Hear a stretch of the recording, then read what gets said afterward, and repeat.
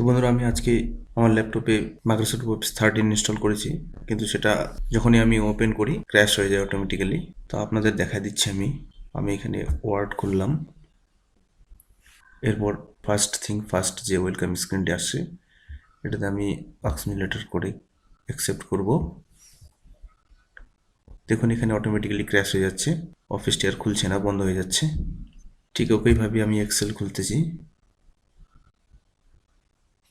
আমি আবার অ্যাক্সিমিলেটর অ্যাকসেপ্ট করব, খুলছে না, ক্লোজ হয়ে যাচ্ছে। তো এটা কীভাবে ঠিক করব, এর জন্য ভিডিওটিকে আপনি খুব ধ্যান দিয়ে দেখবেন।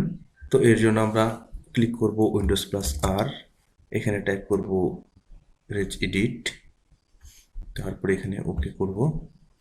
আমাদের কাছে রেজিস্ট্রি এডিটর খুলে যাবে।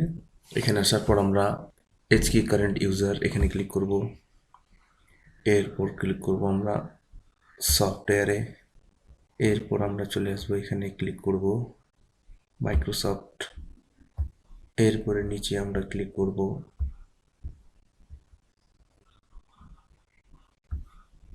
অফিস অপশানে। এরপর 15.0, এরপর এখানে আমরা রেজিস্ট্রেশনে ক্লিক করব। তারপরে এইখানে এই সাইডে রাইট ক্লিক করব, নিউ করব, আর ওয়ার্ড 32 বিট ভ্যালু ক্লিক করব। এরপর এখানে আমরা এই যে লেখাটা আছে অ্যাকসেপ্ট অল ইউএলএস, এটাকে কপি করব। কপি করার পর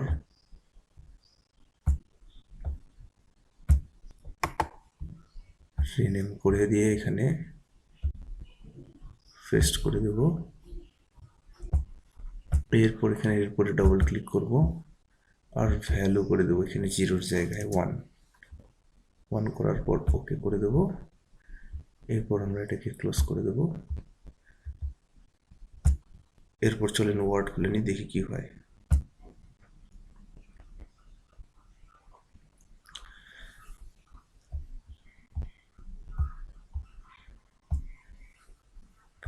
দেখুন এবার আমার অফিস এখানে রান করে গেল। এরপর এখানে আমি নেক্সট ক্লিক করব, নো থ্যাঙ্কস মেবি লেটার করে দেবো সাইন ইনের জায়গায়।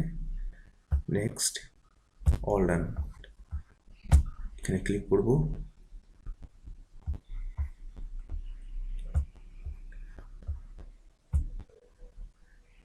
দেখুন আমার ওয়ার্ড এখানে খুলে গেল। আমি চাইলে এখন চেক করতে পারবো। দেখুন প্রোডাক্ট ইজ অ্যাক্টিভেটেড আর মাইক্রোসফট প্রফেশনাল প্লাস 2013।